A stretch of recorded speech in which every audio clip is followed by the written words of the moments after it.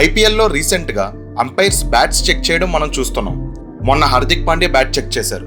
అలానే Phil Salt, Shimron Hetmyer bats check చేయడం మనం లైవ్లో చూసాం. అసలు ఎందుకు ఈ బ్యాట్ చెకింగ్? ఐసీసీ రూల్స్ ప్రకారం బ్యాట్స్కి కొన్ని డైమెన్షన్స్ ఉంటాయి. లైక్ బ్యాట్ ఫేస్ 107 mm కన్నా ఎక్కువ ఉండకూడదు, edges 40 mm, spine 67 mm and bat length 964 mm కన్నా ఎక్కువ ఉండకూడదు. ఒకవేళ ప్లేయర్స్ ఈ డైమెన్షన్స్ కన్నా ఎక్కువ యూజ్ చేస్తే ఆ బ్యాట్ని అలో చేయరు. నార్మల్గా ఈ చెకింగ్ అంతా మ్యాచ్కి ముందు డ్రెస్సింగ్ రూమ్లోనే జరుగుతుంది. అయితే ప్లేయర్స్ దగ్గర చాలా బ్యాట్స్ ఉంటాయి కాబట్టి ముందు ఒక బ్యాట్ చూపించి తర్వాత ఇంకో బ్యాట్ మ్యాచ్లో ఆడితే అన్ఫైర్ అడ్వాంటేజ్ వస్తుందని గ్రౌండ్లో కూడా మళ్ళీ చెకింగ్ స్టార్ట్ చేశారు. మీరు ఎంపైర్స్ దగ్గర బ్యాట్ చెకింగ్ కోసం యూజ్ చేసే ఇన్స్ట్రుమెంట్ చూసే ఉంటారు. దాన్ని బ్యాట్ గేజ్ అంటారు. ప్లేయర్ యొక్క బ్యాట్ ఆ గేజ్లోంచి వెళ్తే ఐసీసీ రూల్స్ ప్రకారం ఉన్న డైమెన్షన్స్లో ఉంది అన్నట్టు. ఒకవేళ ఆ గేజ్లోంచి బ్యాట్ పాస్ అవ్వకపోతే అది ఇల్లీగల్ బ్యాట్ అని అర్థం.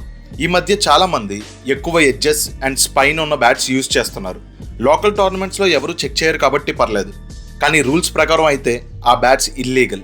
ఈ వీడియోని మీ ఫ్రెండ్స్ అందరికీ షేర్ చేయండి. అలానే మీరు ఏ బ్యాట్ వాడుతున్నారు కామెంట్ చేసి చెప్పండి.